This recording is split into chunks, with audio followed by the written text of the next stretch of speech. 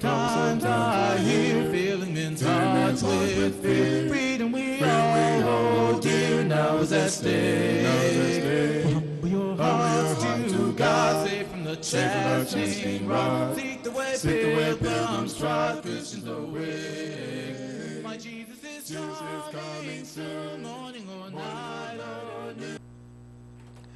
Thanks for joining us. Next few minutes, we're going to be having the privilege of visiting with Chandler Means. Chandler is the executive director of AGAPE, and AGAPE is a long-standing, powerful organization that works here in Nashville and has done so much good in our community. Chandler, thanks for coming back and being with us. Good to see you again, sir. You've been here before. I have been. That's right. Not long after I moved here. So. When you were here the last time, your daughter was starting point guard in college at Western Kentucky. Is that right? She was. She was playing at Western, Lady Hilltopper, and had a great year last year. But we just finished up the season this year, and her senior year, and so it was a really special year. And they made it to the NCAA tournament, and it was a lot of fun. Fun for her parents too. So I was wanting to catch her on the tube. I missed it. I don't know how I missed it because I was looking for that. And I love the women's college basketball. Yeah. The men are so fast I can't keep up with them. I'm too slow. But the women, they still use finesse, and I enjoy watching them. Well, I guess because of my daughter playing, and so many kids that we know and players and coaches. I've kind of gotten to where I really probably enjoy the women's game. If I'm going to turn on a TV or a game on a Saturday or Sunday, I'm probably going to watch the women play instead of the men. But March Madness for the men is still a pretty fun time. So I enjoyed it. I really do. I'm a Vanderbilt fan, and I follow the Vanderbilt girls. And we played them this year. We got beat, but we played them pretty good. But they kind of made a little run on us in the end of the game and beat us up pretty good. They had a rough season this year, I believe. They did. They lost some players. Let's talk about AGAPE. Okay. You're the executive director. Mm-hmm. Tell us what AGAPE, for the people who's watching and don't know what AGAPE is, the name meaning love. What is AGAPE? Tell us about it. Well, it was, AGAPE began in, I guess it was chartered in 1966, began in 1967, providing services to this community. Mostly centered around unplanned pregnancy and women wanting to have a time to get away while they had their baby. That period of time in our history, it was not very well thought of to have a baby outside of marriage. And so often those ladies would want to have those children sort of in private, away from their normal daily lives. And but then love those children, wanted to give them a good home through adoption, and that's kind of how AGAPE really got started. There were several churches in this community as well in the Middle Tennessee area who back then had orphan homes. Children who literally lived in cottages, and there was getting a feeling that a forever home for each child was a better plan than children being in cottages and orphan homes for extended periods of time. And so AGAPE also, I believe, a big part of what Howard Justice in those early days wanted to accomplish was allowing children to begin to move away from those cottage homes and those orphan homes into permanent, forever homes with individual families. So that's kind of how AGAPE began. Later on, I believe in the early 70s, would be a natural extension to what we would want to do at AGAPE, is to provide counseling services. You have children and families who have been in very difficult, traumatic, emotional situations in their lives, but being either taken from a home or needing to be taken because of neglect or abuse, whatever it may be. So that was a natural thing for AGAPE to transition to, would be counseling in those areas, and our counseling has just grown tremendously through the years. We continue to do maternity counseling with young ladies who want to give life to their child, but know that they're probably not going to be a good parent for that child, and we continue to work with dozens of women each year, helping them through that process. Some, not all, turn into permanency or adoption plans, but many do. Some go on and learn life skills to be able to become a mother through that counseling.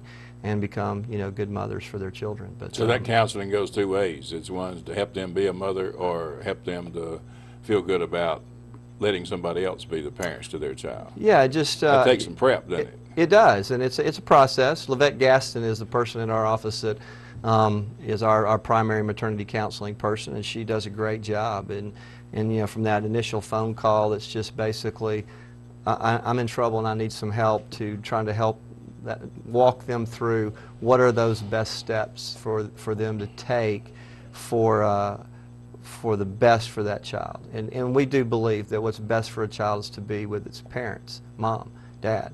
But that's not always the case. So, not always the case. Not always the case. So next best thing is to find that really good, stable home that can provide love and safety and nurture that child into adolescence and teenage years and eventually adulthood. Are the records still sealed on an adoption when a child is in, say, in a foster care situation and they move into an adopted situation by a different set of parents? Are their records sealed, or where they can't go back and see their biological parents? No, I'm not sure when that law changed, but that law has been changed. In fact, I would say most of the adoptions that we have now are actually open adoptions, where there is an open relationship between adoptive family and birth mother. We have a birth mother dinner coming up very shortly, where we celebrate birth moms who've made a very difficult decision to give their child up for adoption. Many times they've been able to go on and put their lives back on a right path, and many then ultimately do become mothers. But at 17 or 22 or 24, and the circumstances of their life at that particular time, they could not be a parent to a child. Doesn't mean they can't later on, but they were not able to at that particular time. So we want to celebrate these moms that have made this you know, this courageous decision, and then have gone on and done well with their lives and improved their lives. Again, as I said, so that at some other point in their time, maybe they could become a mother. I have met several, and being a foster parent myself and working with children, I have met several children back when the records were sealed and they couldn't find out, and their passion was to see my biological mother. That was their passion. And I've got one now that her passion is to see her biological father, and she probably never will get to. I got a feeling he's already deceased. But that child still wants to see that biological, not that she won't go be with him, she don't want to live with him, she just wants to go see and meet her biological father. And that's very normal, and it's a very healthy position to be in. But I've seen several, and they would tell me that they were their goal was to get back to the biological parent and meet them, and then I had to come into them later and see them later, and they'd say, "Oh yes, I saw my mother." And how'd it go? Well, it went good. We visited a little bit. I don't want to be a part of her life, and particularly ones whose mothers haven't gotten on a productive track, who's still doing drugs, still doing all the problems.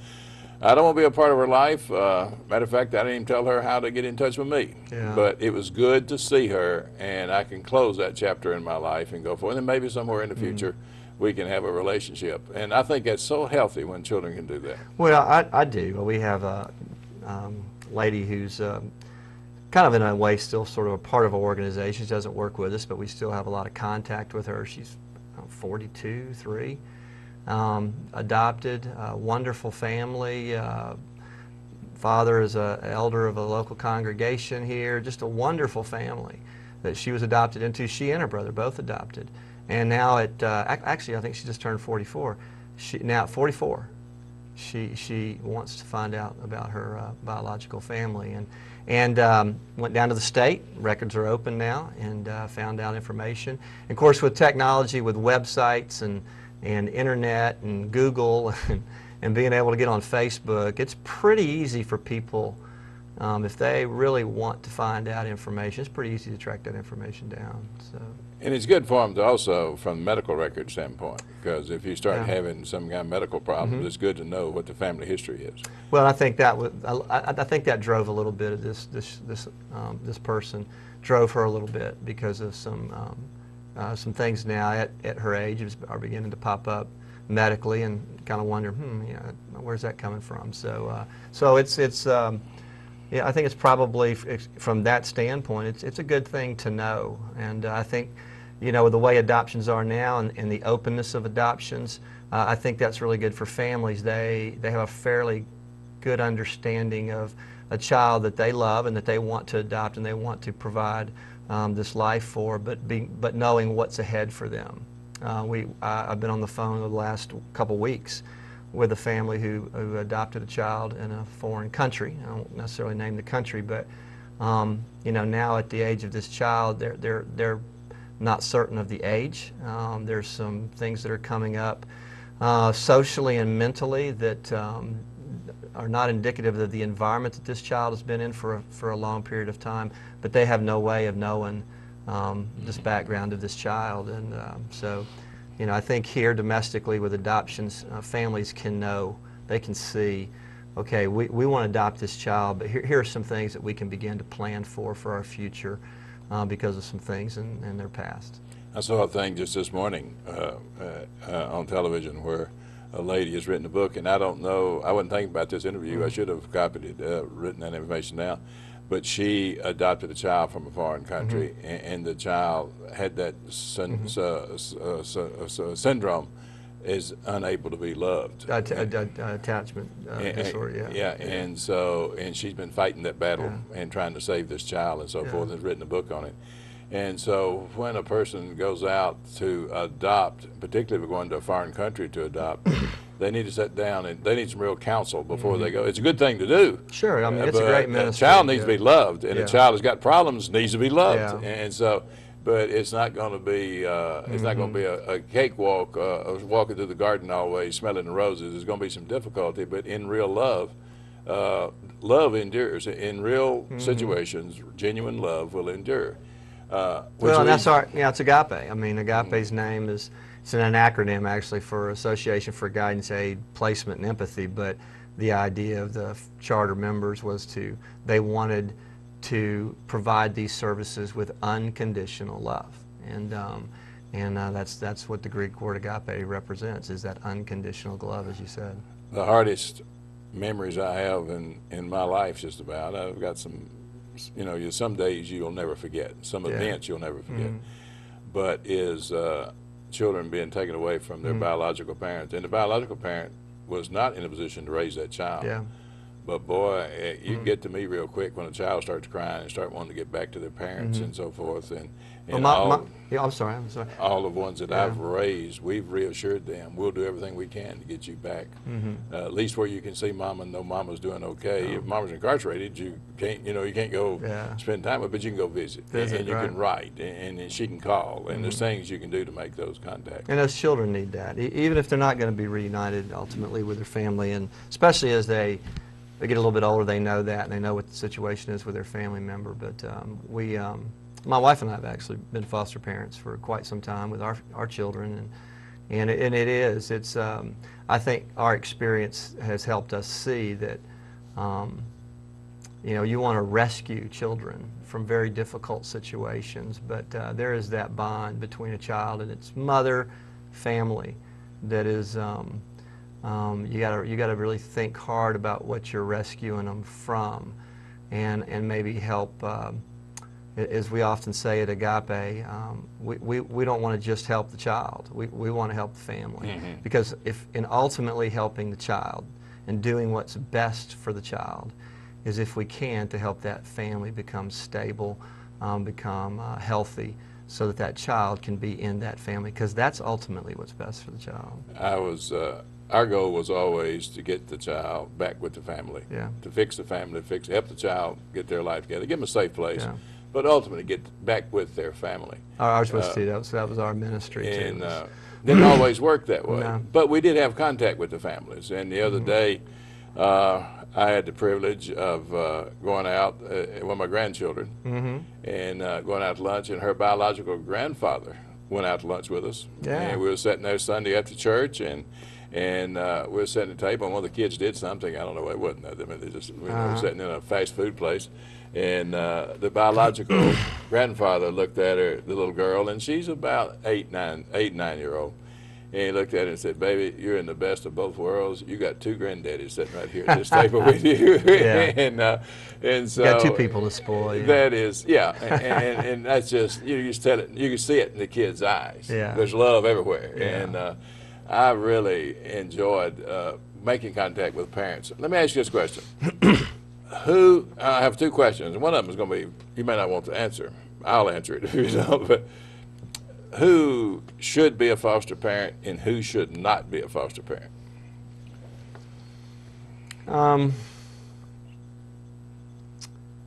Well, I mean,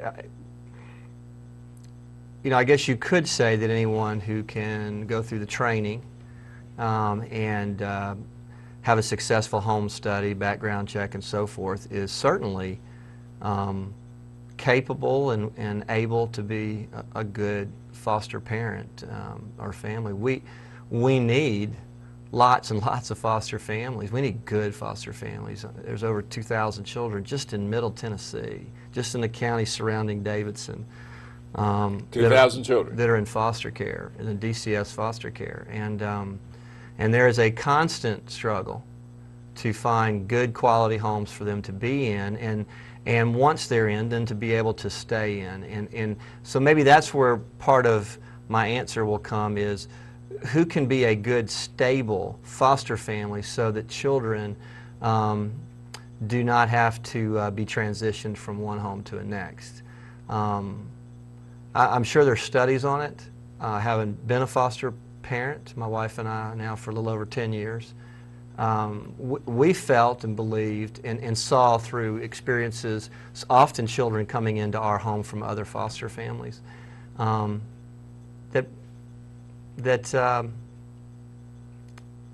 you want to evaluate your own children's situation. If you have children in your home that are your biological children, I believe you have to really evaluate that.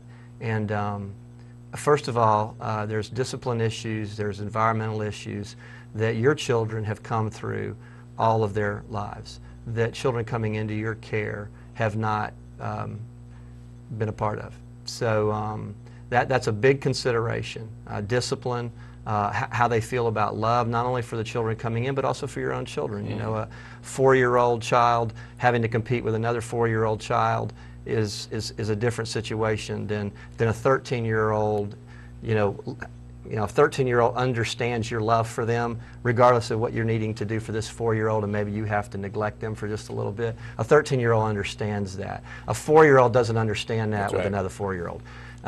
So for us, we believed that our children needed to be a little bit older, number one, for those emotional discipline reasons, but also because our children then were able to become a part of that ministry. That's why they actually helped. They are actually a part of our ministry as foster parents and helping, and they're such a great model. I mean, Facebook's a beautiful thing now, so most of our foster children follow us on Facebook or follow our girls, and so they see their lives, they see them as role models, and they don't see them as competition because our girls were older, quite a bit older than them. So. There's two people I want to discourage from trying to be foster parents.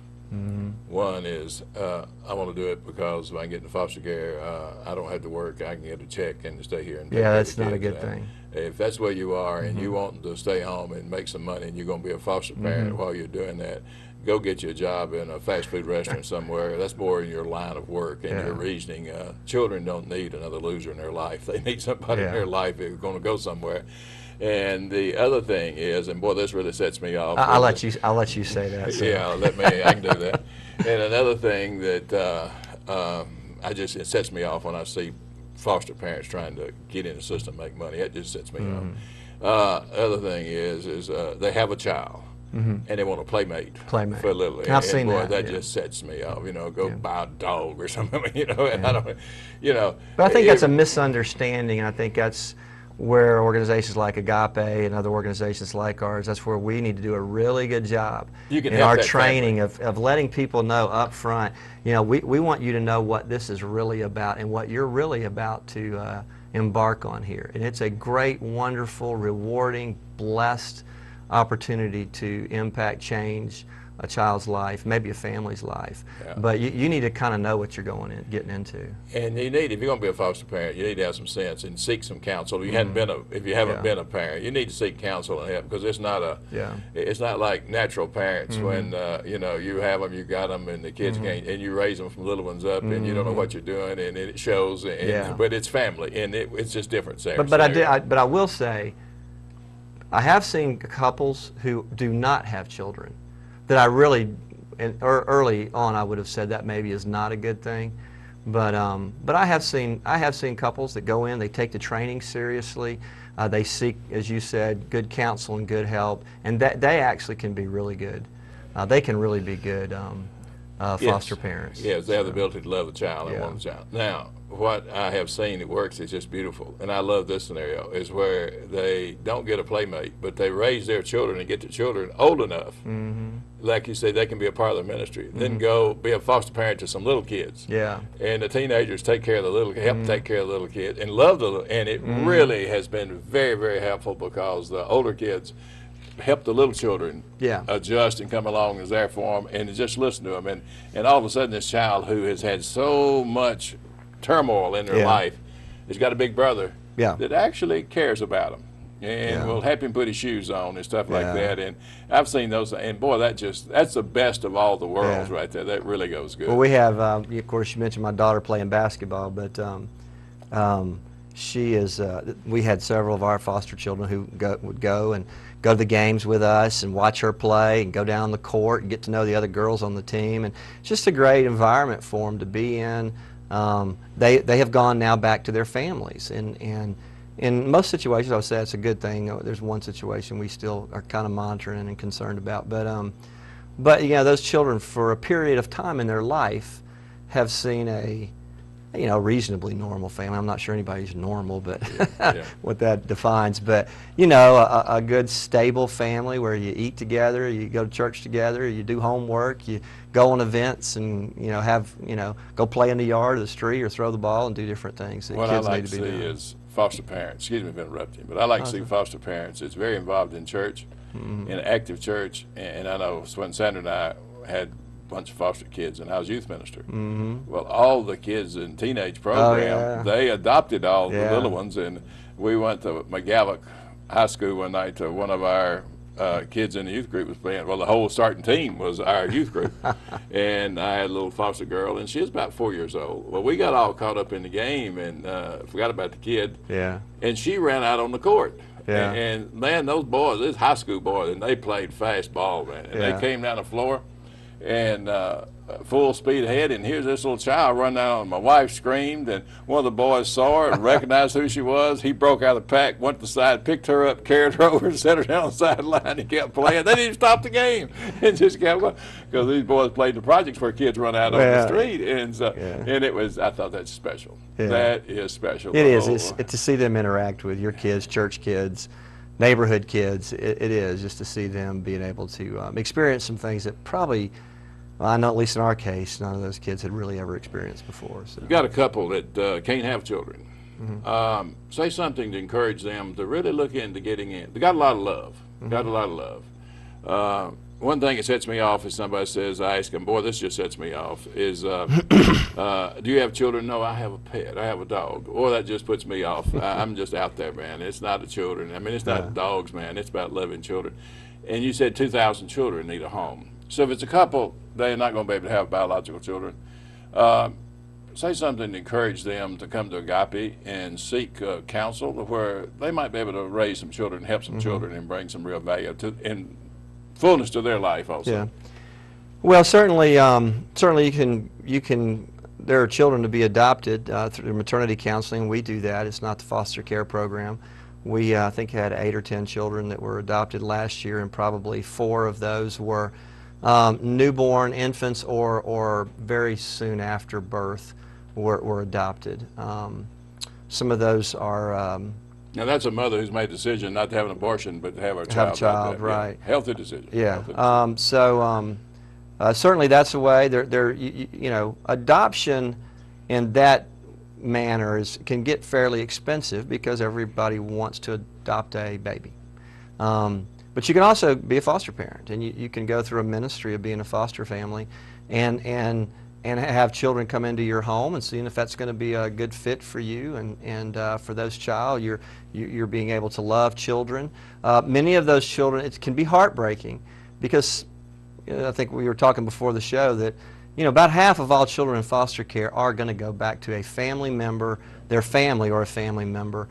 Usually around 27% nationally are actually do become available for adoption. So there's, even in that situation, there's a chance that the children that are in your care may not come to adoption. But last year in Tennessee alone, 2013, there were over 200 children that were in care in Tennessee, and the Department of Children and Services, Family Services, that had been, their rights, parental rights had been terminated. In other words, the state had come to the conclusion parents were not able to take care of these children. There were over 200 that were still waiting to be adopted that had not been adopted. There's a lot of children there. There's a lot of children. What we did, Chandler, and what we've noticed is when you take children in, if you make that contact, if they will, the courts will allow you to make contact with the biological parent, and you start building that relationship, then when that child does go back to that home, you still have that relationship. Yes. I've seen them, and you've worked with some of ours that's gone back, and they still come back to the father. They'll come and visit with the foster parents just because they are their father. They'll come and visit, and so the love just flows. It flows both ways, and it gives a child, they're back with the biological parents, and sometimes, some of these cases, the biological parents get in financial trouble, and so the whole bunch works together to help solve the problems for the betterment of the child. I think we ain't got but a minute to go, but I think that is so important. I appreciate what you and all the staff at AGAPE does to help, because sometimes girls they turn up pregnant and they don't want to destroy that baby, but they know that they're not in a position to do it, and it's proud to know that there are people, Christian people, standing by saying, okay, you made a decision, you have a mistake, you made a wrong decision. But that doesn't define you for the rest of your life. Right. Make a decision, let us help you, and let's work together for the betterment of that child, and everybody wins. Well, and the child, and often the family that they come from, they need someone to be for them, and not to enable them, to help them get their lives together on their own, but to be there and be for them. And we believe that AGAPE does that, but we also believe that churches that we work with are the ones most suited to do that. Churches need to be more involved in taking care of children. We're out of time, but there's something, and I want to encourage you to get your church more involved in helping people. Folks, bottom line is this, Jesus died for people, not for church buildings, so we need to get outside the church building, get out in the community where people live, and great things can happen. Thanks for tuning in. Chandler, thanks for coming by. Sometimes I hear feeling in touch with fear. Freedom we all hold dear now is at stake. Humble your hearts to God, safe from the chastening rod. Seek the way pilgrims trod, Christians awake. My Jesus is coming soon, morning or night or noon. Many will meet their doom. Trumpets will sound, and all of the dead shall rise. Righteous me in the skies. I'm going where no one dies, heavenward bound. What troubles will soon be o'er, happy forevermore. When we meet on that shore, free from all care. Rising up in the sky, sailing this world goodbye. Home and we then will fly.